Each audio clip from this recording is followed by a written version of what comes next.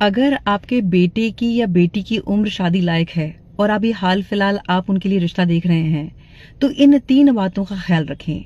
बात चाहे बेटी की रिश्ते की हो या बेटी की। सबसे पहले बात करते हैं हम, जब लड़कों के रिश्ते की बात होती है तो किन बातों का ख्याल रखना है। जैसे हम एक रिश्ता देखने गए लड़के के लिए, अब ये देखना है कि जब बेटी के हम पहुंचे तो उसके परिवार के सारे लोग वहां मौजूद हैं, जिसमें उसके चाचा, ताऊ, मामा सब लोग हैं। अब ये नोटिस करना है कि वहां जब कॉन्वर्सेशन स्टार्ट होती है तो आपसे सवाल सबसे ज्यादा कौन कर रहे हैं। अगर उस परिवार के मेल आपसे जवाब कर रहे हैं, सवाल कर रहे हैं, तो आप सही जगह पे हैं और इस बात का पेशेंसली जवाब दें, क्योंकि वो अपनी बेटी को एक जिम्मेदार हाथों में देना चाहते हैं, इसीलिए वो आश्वस्त हो रहे हैं कि आप उसके लिए राइट मैच हैं कि नहीं है। और दूसरा, जिस परिवार में मेल डोमिनेंस होता है तो वो साल, 2 साल, 5 साल में ही कभी वो अपना हस्तक्षेप रखेंगे जब कोई मौका होगा, अदरवाइज उन्हें एज सच कोई इंटरफेरेंस होता नहीं है। पर जिस परिवार में लड़की की बड़ी बहन, मौसी, ताई, मामी, बुआ, चाची या फिर उसकी माँ, उसके पिता के होते हुए, परिवार के और मेल्स के होते हुए अगर वो कांस्टेंट बोले जा रही है और आपको ऐसा फील हो रहा है कि जैसे आप कटघरे में हैं, सवाल पे सवाल आपके पास आ रहे हैं, तो ये एक रेड फ्लैग है कि वहां आप रिश्ते की सोचे भी नहीं, चाहे लड़की कितनी भी गुणवान है। क्योंकि आप ये समझ लें कि आप वहां बिजनेस के लिए जाएंगे या आप जॉब के लिए जाएंगे और पीछे से कॉल वहां सीधा पहुंचेगा और रिमोट कंट्रोल हमेशा वहां से होगा। जो भी आपकी लाइफ ऑपरेट होगी वो वहां से होगी, कंट्रोल वहां से है। इसीलिए ऐसे परिवार में शादी बिल्कुल ना करें। और अगर आपके घर में लड़की के लिए रिश्ते वाले आ रहे हैं तो ये गलती करने से बचें। ऐसी किसी भी महिला को अपने परिवार में उस समय आने का आमंत्रण ना दें जिसके होने से बात खराब होती है। इस बात को समझें कि लोग सहजता, सरलता को पसंद करते हैं। अब तो जो अगर मैं बिजनेस की भी बात करूं ना, तो बिजनेस में भी लोग मोल भाव करने वाले जो कस्टमर्स हैं, क्लाइंट्स हैं, उन्हें पसंद नहीं करते। उन्हें पसंद है कि क्वालिटी क्लाइंट्स हों और जो सरलता, सहजता के साथ डील को डन करें। तो ये तो रिश्ते की बात है। तो ऐसी महिलाओं को इनवाइट करने से बचें अगर आप चाहते हैं कि आपका रिश्ता पक्का हो जाए। दूसरी बात, अगर अभी रिश्ता पक्का हुआ है और वहां से डिमांड आने लगी कि दामाद जी आपने तो बिटिया को फोन नहीं दिलाया, बड़ी बहन कह रही है आप तो कंजूस हैं, आप तो उसको फोन नहीं दिला रहे हैं, या वो खुद कह रही है कि आपने इतना सस्ता फोन दिलाया है, मेरे जीजू ने तो मेरी दीदी को आईफोन दिलाया था, तो यहाँ ये समझ लें कि ये रेड फ्लैग है। अगर लड़की आपके एफर्ट्स को वैल्यू नहीं दे रही है या आपकी तुलना अपने जीजू से कर रही है, तो आजीवन वो जीजू से तुलना करेगी। और ये वो प्रजाति है जो आपके जिंदगी में जब कुछ अप डाउन आएंगे तो ये सामंजस्य की बात नहीं करेंगे, ये 70% दावेदारी रखेंगे आपकी प्रॉपर्टी में हिस्सा लेने की। मतलब सीधे ये बात रिश्ता खत्म करने की करेंगे और 70% उन्हें चाहिए होगा। इसलिए ऐसे लोगों से हाथ जोड़ लेना बेहतर है। तीसरा, जहां माँ बात बात पे ये कहती है कि साहब मेरी बेटी ये नहीं करेगी, मेरी बेटी वो नहीं करेगी, और ये बात मैं इसलिए कह रही हूँ क्योंकि मैंने बहुत दुख देखे हैं। यहाँ ये समझना जरूरी है कि सिर्फ प्री वेडिंग या फिर डेस्टिनेशन वेडिंग का नाम शादी नहीं है। शादी एक जिम्मेदारी है।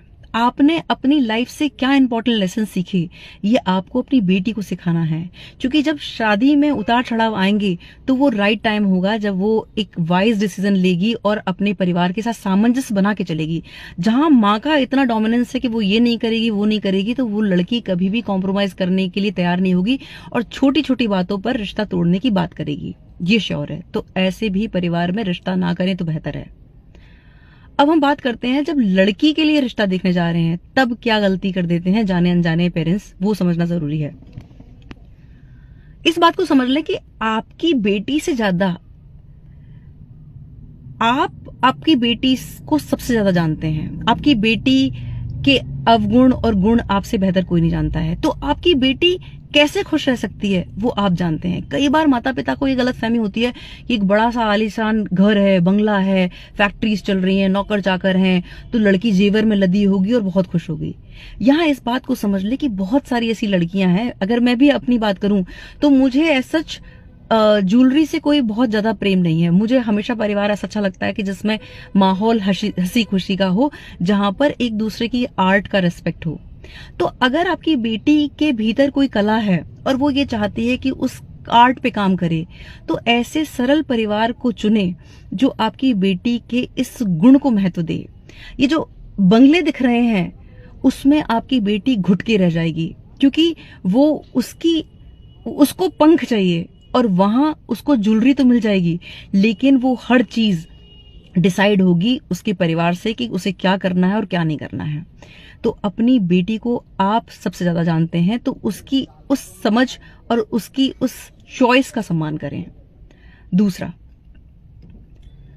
जिस परिवार में जो मैरिड बेटियां हैं जो शादी होके चली गई हैं और बात बात पे ये कह रही है, माँ ये कह रही है कि साहब ये डिसीजन तो मेरी बेटी लेंगी, ये तो हमारी बेटियां ही करेंगी, अगर वहां इतना डोमिनेंस बेटियों का है तो वो जोड़ी फिर ललिता पवार और बिंदु वाली होगी, जो वो पुरानी मूवीज में जो नेगेटिव कैरेक्टर्स थे।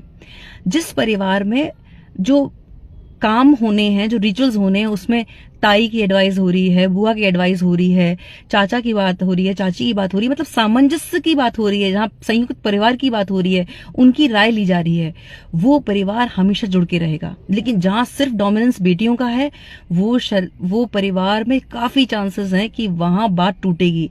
इस बात को ध्यान रखें कि परिवार में जो डिस्प्यूट होता है वो पुरुषों से बहुत कम होता है। जो डिस्प्यूट होता है उसकी मूल जड़ होता है परिवार की महिलाएं। तो जब परिवार की महिलाओं के हिसाब से चीजें चलती हैं तो वहां ये रेड फ्लैग है, तो वहां भी रिश्ता करने से बचें। तीसरा और इम्पोर्टेंट, इस बात को समझ लें कि एक सही व्यक्ति ज्यादा देर तक बुरा रह सकता है, लेकिन बुरा इंसान ज्यादा देर तक भला बन के नहीं रह सकता।